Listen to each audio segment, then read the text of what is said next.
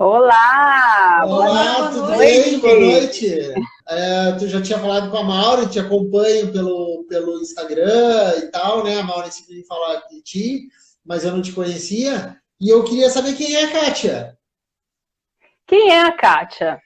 A Kátia, e eu acho que vai ter muita gente que vai se identificar com isso. A Kátia é uma pessoa que sempre gostou de história, sempre gostou da história da família, sempre foi muito curiosa em buscar documentos, fotografias e conversar com os pais, com os avós. Eu fui criada no interior de Santa Maria, na verdade, e cresci dizendo sempre, né? Isso eu repito e quem está me ouvindo e quem me conhece sabe bem dessa frase, porque eu repito sempre.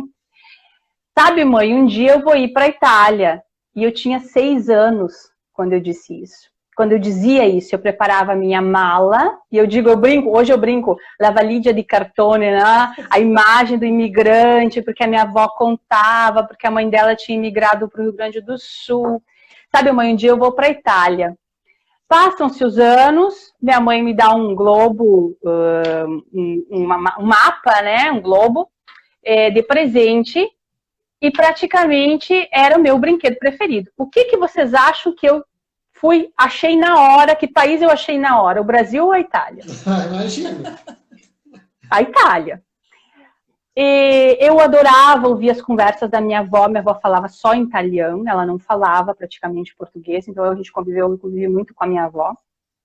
E eu tinha aquela fixa de vir para cá, né? E aí eu trabalhava com cultura italiana em Santa Maria, eu fazia parte da Associação Italiana de Santa Maria, eu fiz parte, trabalhei 10 anos com a Rádio Membuí em Santa Maria com cultura italiana.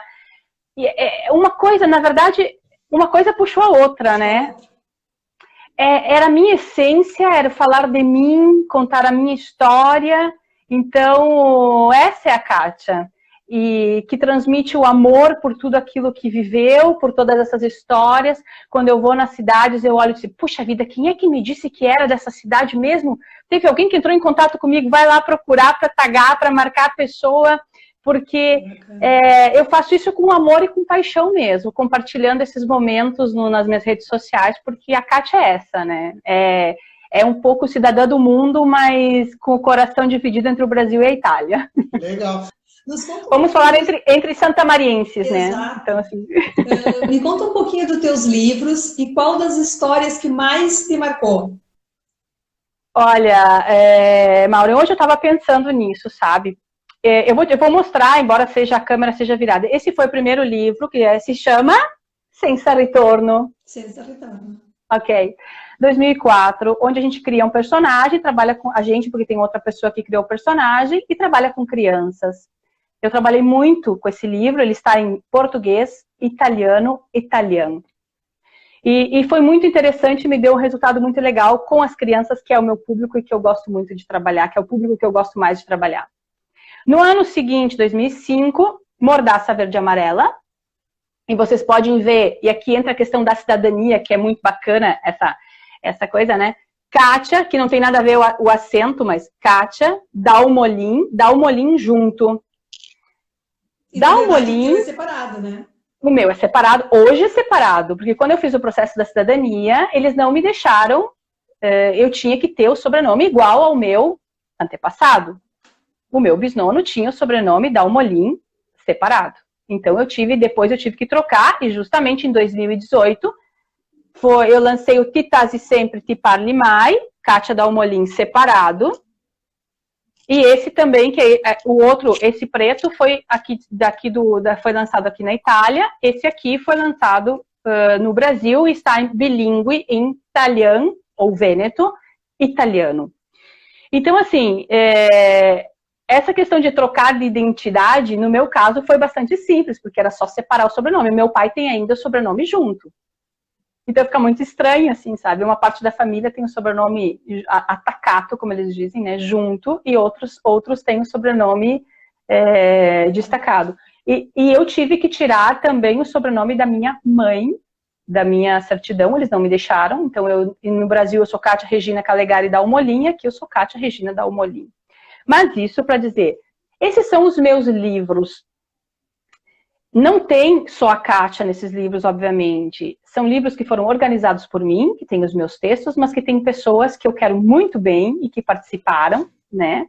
Escrevendo também alguns textos para complementar aquilo que é o meu texto também. Vários historiadores, sociólogos, amigos, né, de longa data. Alguns eu já fiz até algumas lives, a gente conversa bastante, eu colaboro com pesquisas.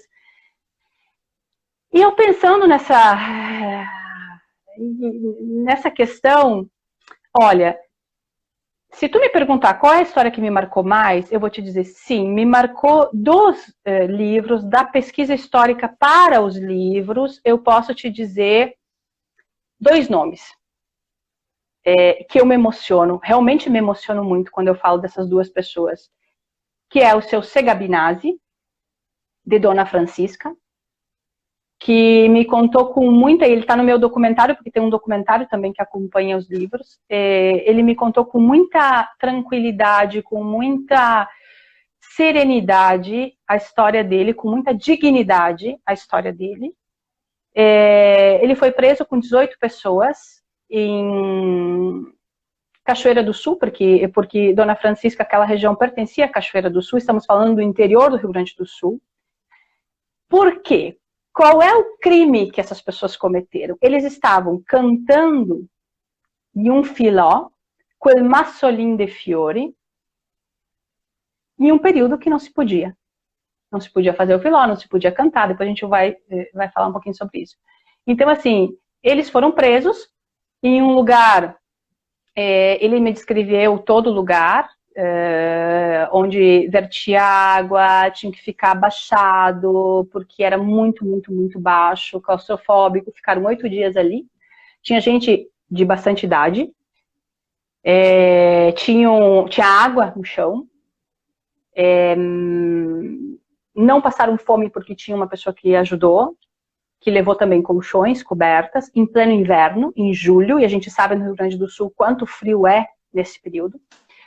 Então, assim, essa é uma das histórias que me marcou muito. Depois tem a história do seu Poçobon, sempre do livro, do seu Poçobon, que é filho de um fundador de uma localidade, e aquela localidade tem toda uma história, o monumento vai ser derrubado, a associação italiana vai, daquela localidade que se chama Arroio Grande, perto de Santa Maria, vai ser, a associação deixa de existir nesse momento, e o pai dele, como ele conta, faleceu de crepacuore, de tristeza, por ter visto tudo aquilo que ele criou durante os anos, serem destruídos naquele dia, né?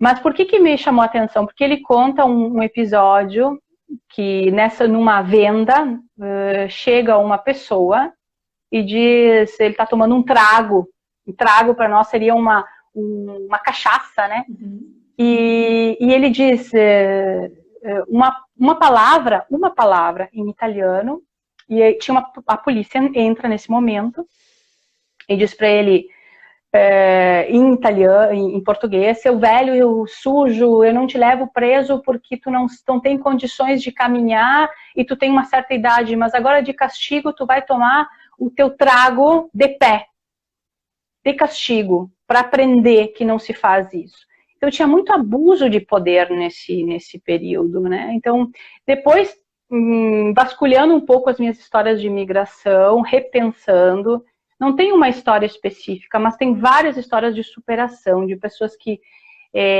um dos meus projetos, né, eu sempre quis pesquisar as epidemias dentro dos navios, que já tem pesquisas importantes da professora Augusta Molinari, da Fernanda Rebelo, não sei como se pronuncia. Pesquisas de nascimentos, quem nascia nos navios, em águas internacionais. Isso é uma das coisas assim que a gente está desenvolvendo, é uma coisa muito demorada, porque caso a caso. Os clandestinos, tinha muita gente que viajava clandestinamente, e daí tem a dificuldade de encontrar documentos, né, porque não tem os registros. E pessoas com deficiência física, porque era proibido nessa época viajar com deficiência física, mas tem, por exemplo, uma mulher, Favretti, de Belluno, para citar um exemplo. Então, essas histórias de superação, sabe, de gente que vai e que faz, principalmente de mulheres, né? Ela viaja, eles vendem o único bem da família para fazer para realizar o sonho da filha de viajar, e ela com uma deficiência, uma grave deficiência física, ela consegue viajar, consegue chegar no Brasil, mas pedindo esmola. Porque o colar de ouro que ela tinha, eles venderam para pagar a passagem. Então, assim, e ela consegue chegar no Brasil pedindo esmola de lugar em lugar.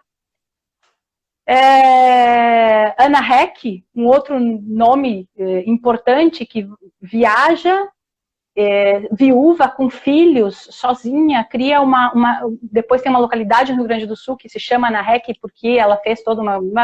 Não vamos entrar nessa questão. Então, assim, essas histórias de superação, e aí lendo os meus documentos aqui de Castelo Franco, porque eu pesquisei muita coisa de Castelo Franco Veneto, muita. Todo o material que tem no arquivo histórico de Castelo Franco Veneto, eu levantei todo esse material, traduzi todas as cartas, são mais de 100 cartas, todos os sobrenomes, tudo que tem sobre o Brasil, no Arquivo Histórico de Castelo Franco Veneto, que é a minha cidade, que eu comecei por aqui, porque eu estou alargando, né? As coisas devagarinho a gente vai alargando, porque demora muito para fazer isso. E tem histórias fantásticas de gente que chegava em Gênova e dizia, olha, aqui não tem nada. A gente não pode embarcar. E mandavam carta para o síndico, para o prefeito, pedindo para voltar, mas já tinham vendido, quem tinha a fortuna, né, de ter alguma coisa aqui, já tinham vendido tudo e não podiam mais voltar atrás. E não podiam nem partir, porque não tinham nada do outro lado. Que foram engambeladas, como eles dizem, né, aqui, que foram enganadas pelos agentes de imigração que venderam um sonho que não existia. Porque venderam coisas falsas. Isso existia muito. Essas histórias, assim, de te corta o coração, de pessoas, mulheres que ficaram viúvas, que chegaram no Brasil, que escrevem para o prefeito, dizendo, prefeito, pelo amor de Deus, fala com meu pai, na localidade X, porque eu não tenho condições de voltar para a Itália, porque meu marido faleceu, eu sou viúva, tenho os filhos, não tenho como voltar, não tenho dinheiro, estou morrendo de fome. Essas histórias, assim, eu tenho que confessar para vocês que me cortam realmente o coração quando eu vejo essas coisas, assim, sabe? Me coloco no lugar dessas pessoas, quantas e quantas histórias tem. E quanto sofrimento, né, Kátia? Carregaram muito. E enfrentaram muito. E superaram, né? E hoje muito. A gente está podendo fazer o caminho inverso. Uma outra Por isso que eu digo assim, nós temos só que honrar, né? Nós temos só que honrar essas histórias. Porque, na verdade, quem vai pesquisar e procurar essas informações, e quando percebe aquilo que eles passaram, porque até então, eu não sei se as pessoas se dão por conta do que eles enfrentaram. Eu não sei se as pessoas realmente se dão por conta disso. Honrar isso, e eu digo poeticamente, mas eu realmente sinto isso, que eu trouxe de volta o coração dos meus bisavós para o lugar de onde eles ficaram, de onde o coração deles ficou. De alguma maneira, o coração deles ficou aqui. Óbvio que a gente tem que considerar que eles saíram de uma situação muito difícil, foram para uma situação muito difícil, onde construíram alguma coisa. Onde deram o pão, o trabalho, tinham comida, mas a custo do quê? Nós somos quarta, quinta geração, sexta geração, e agora talvez a gente esteja usufruindo, mas eles não usufruíram provavelmente de quase nada. Quem partiu quase não usufruiu de nada, se a gente pensar bem. Não sei se vocês concordam comigo, mas eu vendo a minha própria história de família, se a gente vai comparar e vai ver o meu bisavô, desde que eles saíram, eles compraram terra, mas viveram para trabalhar a vida inteira para que os descendentes, poxa vida, terceira, quarta, quinta geração tivessem alguma coisa. Então essas histórias me tocam muito, Maureen. É difícil eu te dizer uma história específica, porque são interligadas, né? Sim. Na verdade, quando eu leio um documento que eu vejo alguém dizendo, olha, eu tenho meu filho pequeno de 7 anos, eu tenho que voltar, ou mais de uma vez eu chorei lendo essas cartas. Sim, porque o sentimento pelo amor de Deus, é muito forte, né?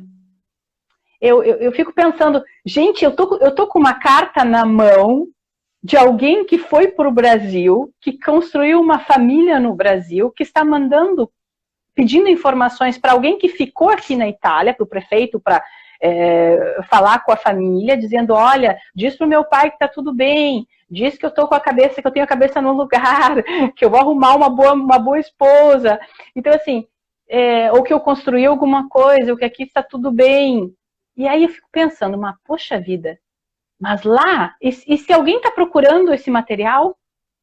Se os descendentes estão procurando, eu estou com o material de alguém que tem os descendentes na mão. Então, assim, algumas pessoas eu consegui ter esse contato, né, de dizer, olha, eu tô com...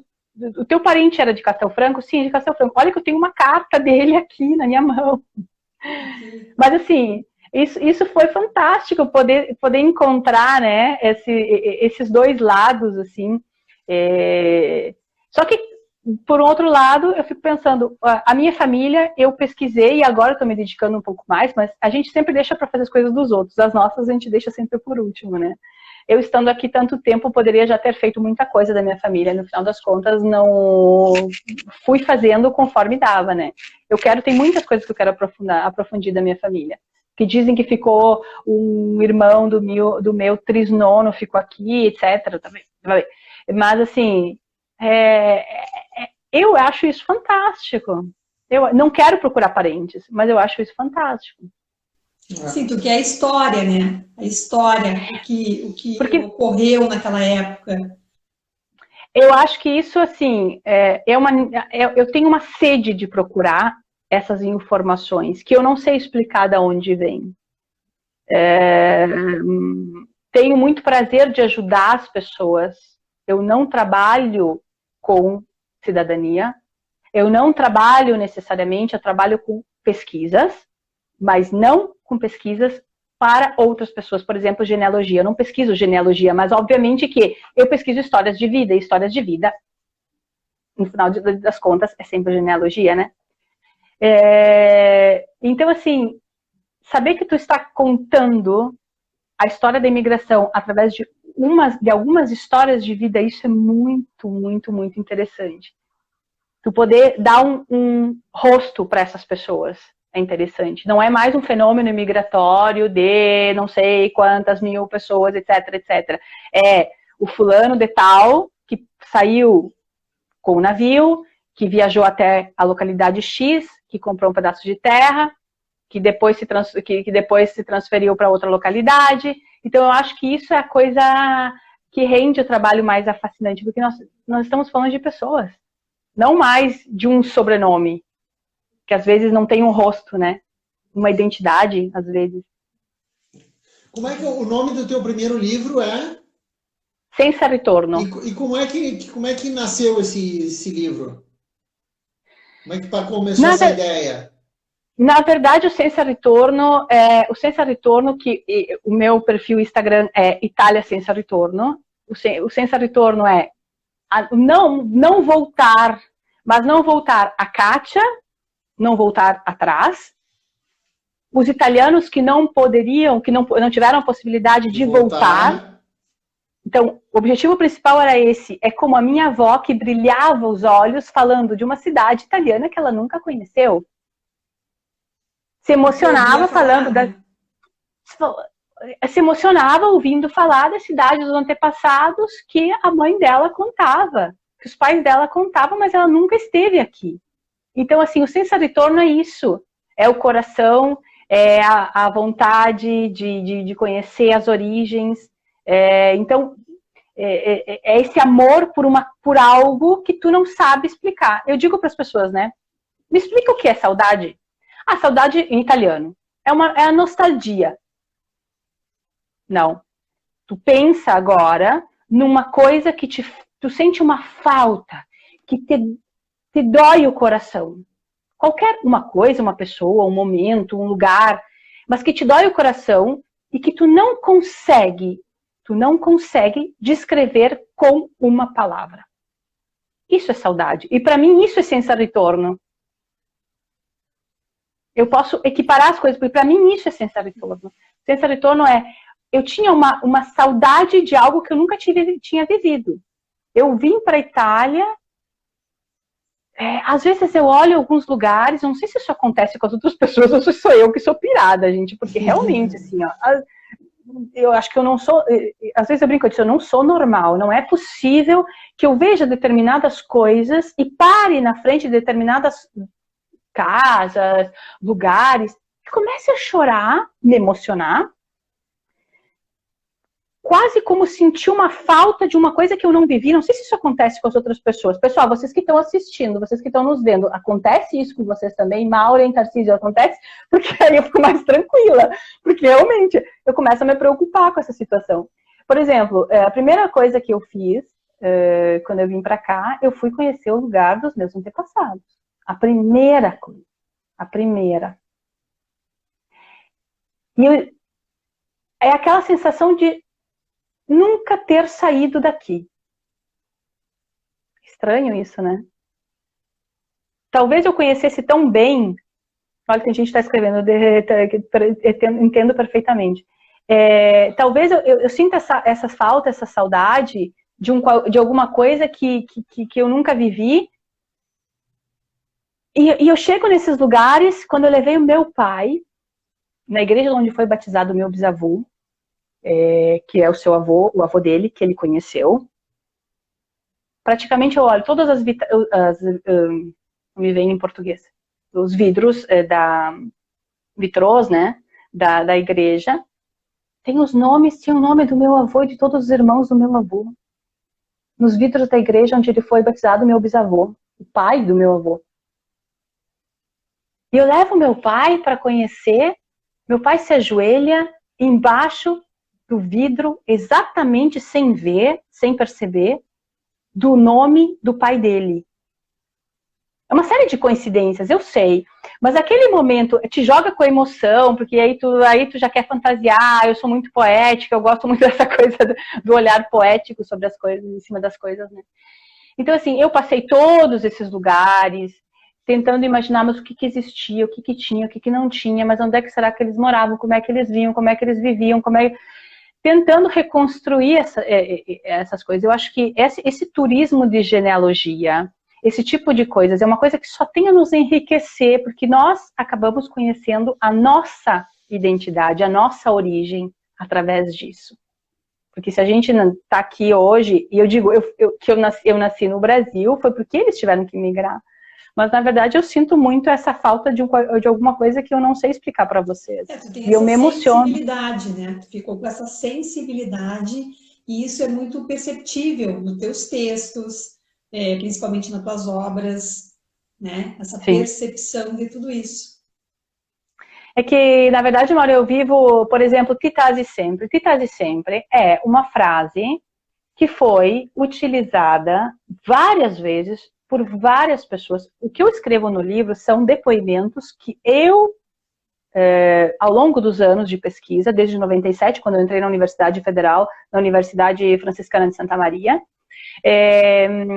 que eu fui recolhendo, tá? Fui entrevistando pessoas que realmente vivenciaram esse período. Então, tem poucas pessoas que participaram do livro como depoentes que são vivos, tá?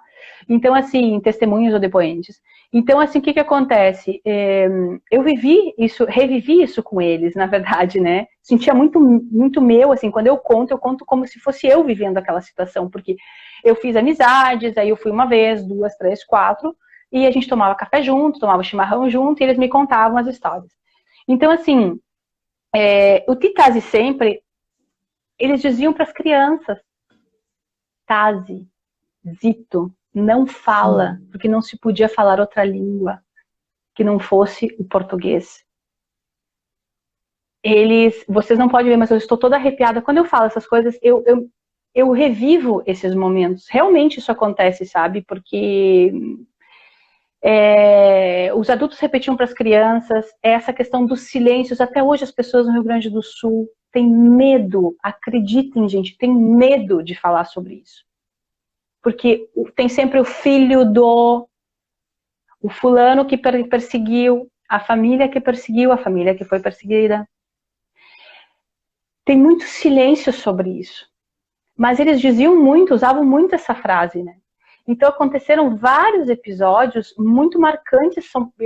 Eu me concentrei muito na região de Santa Maria e depois fui descobrindo vários trabalhos que vieram depois do meu, que aconteceu em várias partes do Rio Grande do Sul, mas também do Brasil, esses episódios.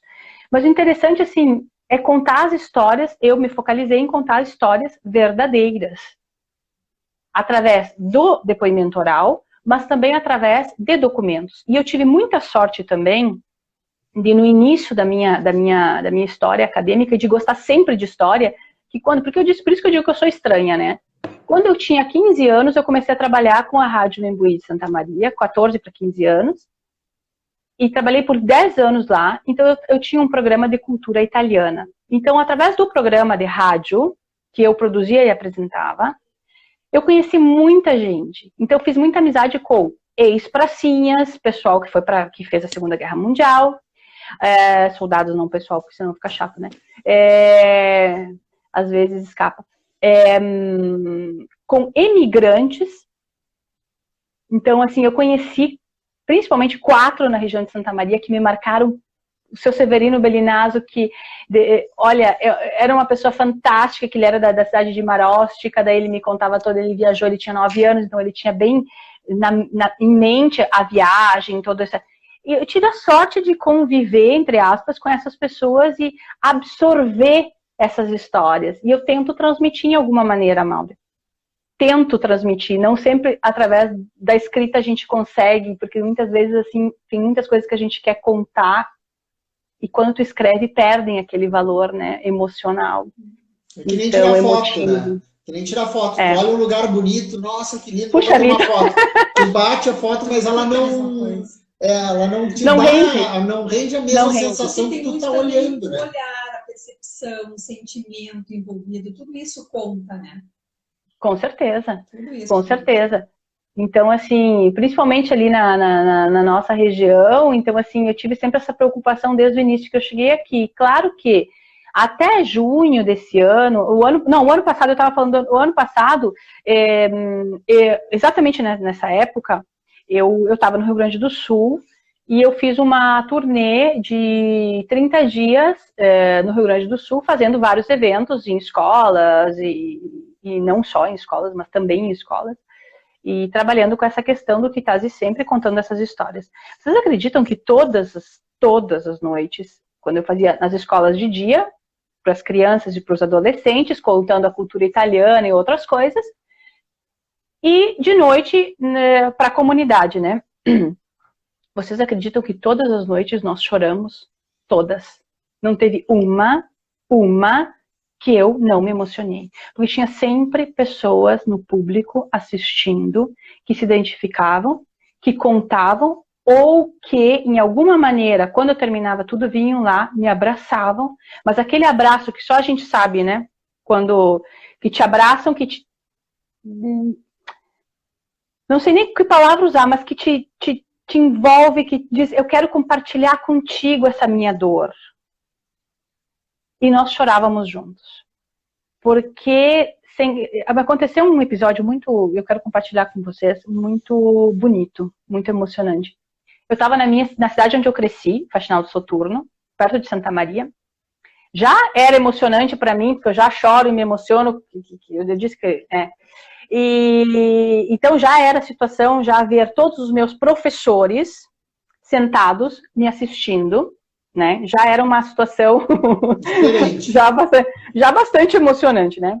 Poder voltar para minha escola e tal, para a comunidade, conhecer todo mundo, cresci, joguei por pela praça e ruas daquela cidade e brincava num navio que tem uma réplica de um navio que eu vou postar isso de novo para vocês verem.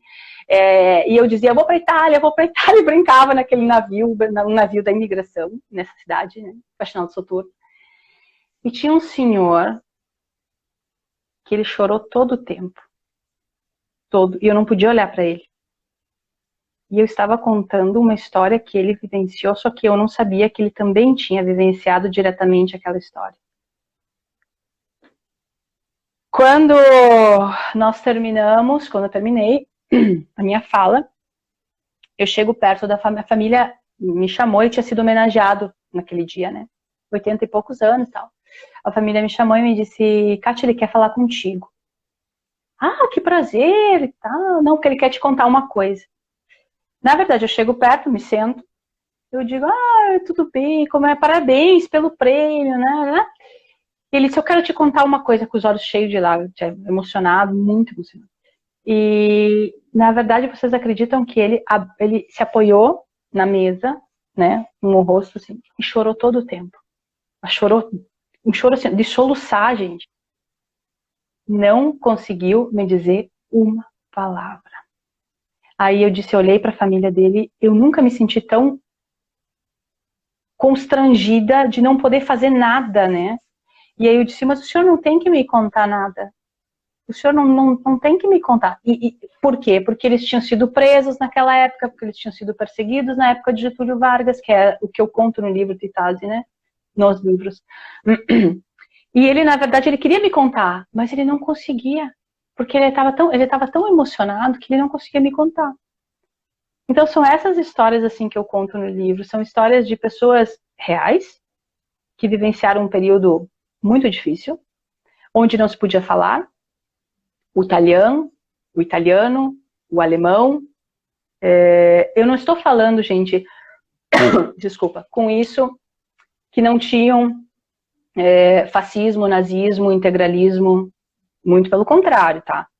O que eu estou contando são episódios de pessoas que não tinham nada a ver com tudo que estava acontecendo, pessoas normais, que se viram dentro de uma situação, abusos de poder porque tinha um subdelegado e um subprefeito, né, que usavam do poder que eles tinham. Teve gente que morreu na prisão torturada, da nossa região de Santa Maria, a gente sabe, nome e sobrenome. Não se podia, além de falar, por exemplo, nas missas, a missa é em latim, né? Então, o que acontecia? Essas missas, eles tinham as Bíblias tiveram que queimar, os documentos tiveram que queimar, as fotografias tiveram que queimar, tudo que vinha da Itália era proibido. Vocês sabem quanta coisa se perdeu nessa época? Quanta coisa eles escondiam nos porões, nas árvores. Quem é que nunca ouviu essas histórias de o fulano tinha escondido na árvore, a gente achou da família tal, os documentos. Eu tenho até que não é meu parente, né, o da Almolim ali, de Santa Catarina, que ele fez uma história, me contou uma história, eu tenho no meu IGTV, gravado vários testemunhos, né, sobre essa época, quem quiser vai lá e dá uma olhada, e ele contando, o Gabriel contando que o avô dele, eles acharam um documento guardado numa lata, aquela coisa assim, tal. Sim, por o que receio, não... né, desse descoberto. Eles iam presos. Eram subversivos, eram contra o governo. Viajar de uma localidade para outra sem ter licença da polícia, um salvo-conduto, não se podia, mesmo que tu fosse brasileira. Eu tenho um salvo-conduto de uma pessoa brasileira, mas de sobrenome italiano. E ela tinha que ter o salvo-conduto porque ela tinha um sobrenome italiano. Naturalização. Quem é que já ouviu falar nessa palavra? Quando a gente vai fazer cidadania, a gente não tem que pegar um documento que o nosso... Vocês sabiam que nessa época muita gente se naturalizava por medo? Porque tinha medo. Depois, vocês que fazem processo de cidadania, depois tem que correr atrás do prejuízo para tentar entender se o cara tem direito ou não. Mas se naturalizavam brasileiros.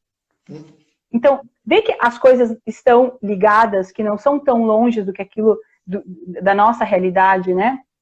Por exemplo, atividade política, obviamente, bandeiras, passeatas, comícios, reuniões, existiram no Brasil, e tem um trabalho muito, muito, muito bonito do Renan, no meu livro, bonito, interessante, que ele conta 40 campos de trabalho forçado para italianos e alemães, que foram descobertos até hoje, porque estão trabalhando no Brasil. Não campos de concentração, embora o governo chamava de campo de concentração, campos de confinamento. Por exemplo, as cidades que trocaram de nome, na quarta colônia a gente tem Ivorá. Ivorá nasce nesse momento porque era, até então, Nova Udine. E várias outras cidades, Nova Bassano, Nova Vicenza, Algumas voltaram atrás e usaram o nome de antes, né? Algumas continuaram com o nome indígena ou o nome de um político. São tudo coisas que desse período. Mas a coisa assim mais absurda de tudo isso é um episódio que acontece. Eu estou falando de Santa Maria, mas atenção, o que eu estou falando de Santa Maria pode ser usado realmente para todo o Brasil, tá? Em várias localidades, onde 600 pessoas sobem a Avenida Rio Branco, quebrando tudo que tivesse sobrenome italiano ou alemão. Tudo, eu entendo, casas, exercícios comerciais, hotéis, restaurantes, lojas. E aí eu conto isso muito bem no livro, né? Conto as pessoas que vivenciaram, que viram em primeira pessoa isso. E aí vem o Titase Sempre, do seu Nelson Borim. Titase Sempre, ele era uma pessoa que me dizia muito essa frase. Ele tinha 9 anos nessa época, o pai dele tinha um armazém. As pessoas entraram no armazém, sabem que o armazém naquela época vendia de tudo, né? Entraram no armazém, pegavam o que não podiam destruir, cortavam os sacos de feijão, linguiça, botavam linguiça no pescoço, botavam os casacos um em cima do outro para roubar, porque daí faziam de tudo, né? Jogavam foguete dentro da loja. Ele se escondeu embaixo do balcão da loja. E o pai dele dizia: Titase, Titase sempre, ti parli mai. E dali também, essa frase ficou sempre na minha memória, né, na minha cabeça sempre. Por isso também o Mordaça Verde e Amarela, a proibição, né, Mordaça, com as cores da bandeira brasileira. Isso aconteceu, pelo menos que eu posso ter certeza que eu digo para vocês, Pelotas, Porto Alegre, Joinville, Blumenau, Florianópolis, Curitiba, Ceará, Belém, que já tem estudos sobre isso. É o famoso, eu chamei quebra-quebra, de 18 de agosto de 1942, 18 e 19 de agosto de 1942, mas é uma situação que vem desde já nos anos 30, né? E teria que analisar muita coisa aqui, que a gente não tem tempo, infelizmente, para analisar, mas são várias coisas. Tem... O comércio estava na mão, no caso de Santa Maria, na mão de italianos, na maior parte do comércio, então tem toda uma questão também étnica, política, atrás disso. Resta, a gente tem como o fato que 40 empresas foram totalmente depredadas. Uma das empresas é a Cirila, que agora reabriu, que faziam a gasosa, bebidas e tal, que agora reabriu esse ano. Então, assim, os hotéis trocaram de nome, foram totalmente depredados, colocavam um buçal nas pessoas. Eu vou dizer assim, tudo que me vem em mente, porque tem muitas situações, assim. Colocavam um buçal nas pessoas, faziam trotear como cavalo, chicoteavam na rua, pegavam, tiravam tudo que tinha dentro das casas. Geralmente eles tinham os quadros dos reis da Itália, né? Então o pessoal arrancava esses quadros das paredes e botava fogo no meio da rua, ou levava para a praça principal, botava dentro do chafariz. Nossa. Tem uma série de situações que depois nós, descendentes, com os anos, eu acho que é um pouco a questão da revanche, né? De querer aprender a falar o italiano. Por isso que muitos de nós, Maura e Tarcísio e quem está nos vendo, não falamos italiano. Em casa, os nossos falavam escondido e tal, mas muitas vezes não ensinavam dizendo que era feio, que era coisa de colono, que era coisa de grosso. Na verdade, até onde eu pude perceber, eles tinham medo. Tem medo. E dessas famílias que tu encontra, né? Das famílias que tu faz, monta árvore, enfim, tu tem um catálogo de todas essas famílias ou como é que tu faz, Kátia? Sim, tenho todos os sobrenomes. Como eu disse para vocês, como é um trabalho de formiguinha, no meu caso, eu pego arquivo, entendeu? Vou em um arquivo e fico ali o que for necessário para fotografar todo o material que tem do Brasil, tá?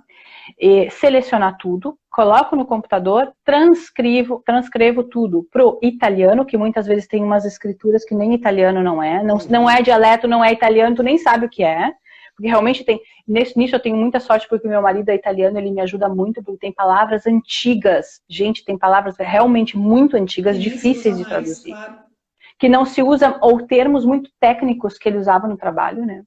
Então, assim, faço essa transcrição de todo esse material, porque a gente tem vários projetos aí de livros, parcerias, que com o coronavírus, não sou a única que ficou parada e que tiveram projetos suspensos por esse momento, mas a gente continua trabalhando nesse sentido, né? Essa é a questão. Exato. Kátia, para a gente encerrar, a gente já está quase no finalzinho, dessas pessoas que estão iniciando as suas pesquisas, qual é o teu conselho? Como que tu faz a tua pesquisa? Olha, não só sobre o sobrenome. Primeira coisa que te perguntam, eu sou da Almolim, eu uso sempre o meu exemplo, né? Eu sou da Almolim é proveniente da... Não é verdade. Não é verdade. Nós temos 5, 6 ramos da família, cada um de uma localidade diferente. Então, tu começa por ti mesma.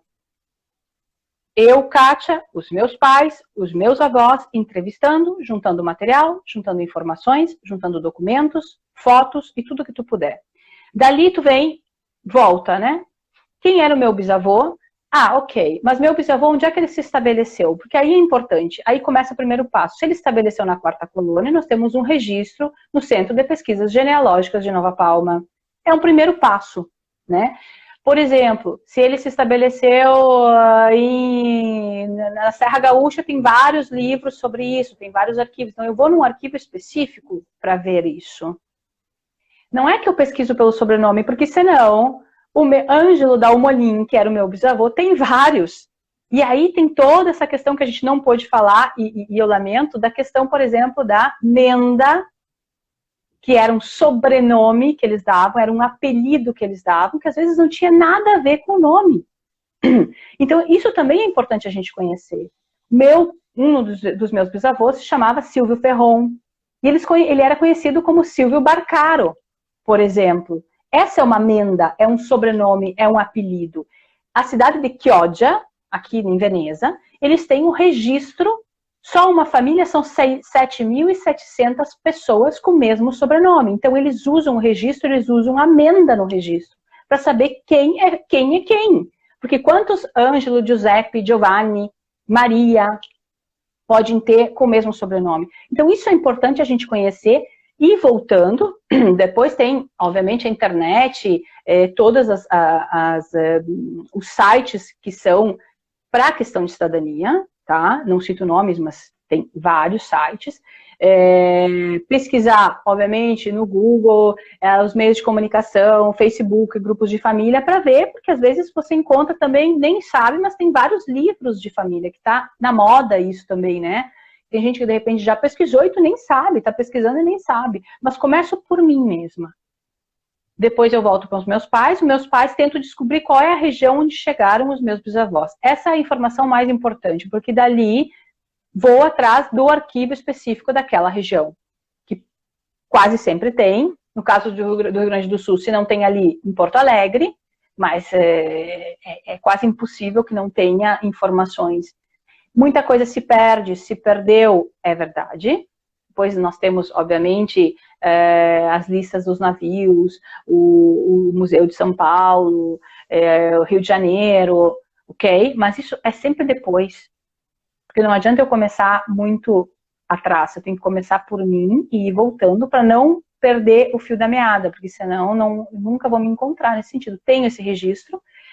Basicamente, o meu registro mais importante das famílias de Castel Franco Vêneto, onde eu fiz, por exemplo, Zanelato, para fazer um exemplo, foi para a América, o registro que tem, como está registrado.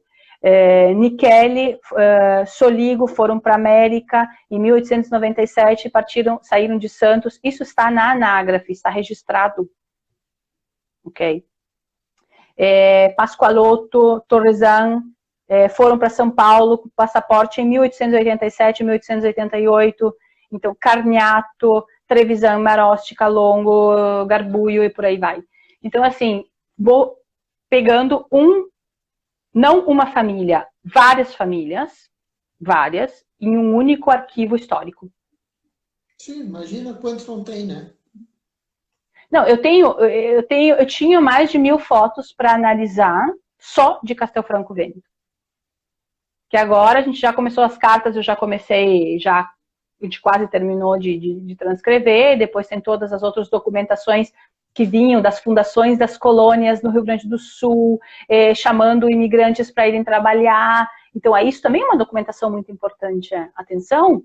Ou as cartas, as documentações consulares dizendo, não venham, digam aos italianos de não vir, porque aqui está acontecendo isso, isso e isso, estão sendo tratados como escravos, etc, etc, etc. Várias situações muito interessantes que têm que ser analisadas depois, né? Em um segundo momento. Kátia, o nosso tempo está apertadinho, mas foi maravilhoso conversar contigo, tu contar um pouco do teu trabalho, dessas histórias tão emocionantes, né? Que passam tanta dor, né? A gente escuta assim e sente aquela dor que eles sentiram também. E hoje a gente pode fazer tudo de uma maneira diferente. Voltar ao passado a gente não pode, mas a gente pode mudar o futuro, né? Com certeza. E eu te agradeço de coração tua disponibilidade, a tua atenção conosco, o teu carinho. Com certeza vai ter outras vezes que a gente vai poder conversar, né? E até mesmo se encontrar. Com certeza, agradeço muito vocês. Obrigada, foi um prazer enorme, obrigada a todos. Muito, muito, muito obrigada pela possibilidade de mostrar quem é a Kátia, porque é sempre importante.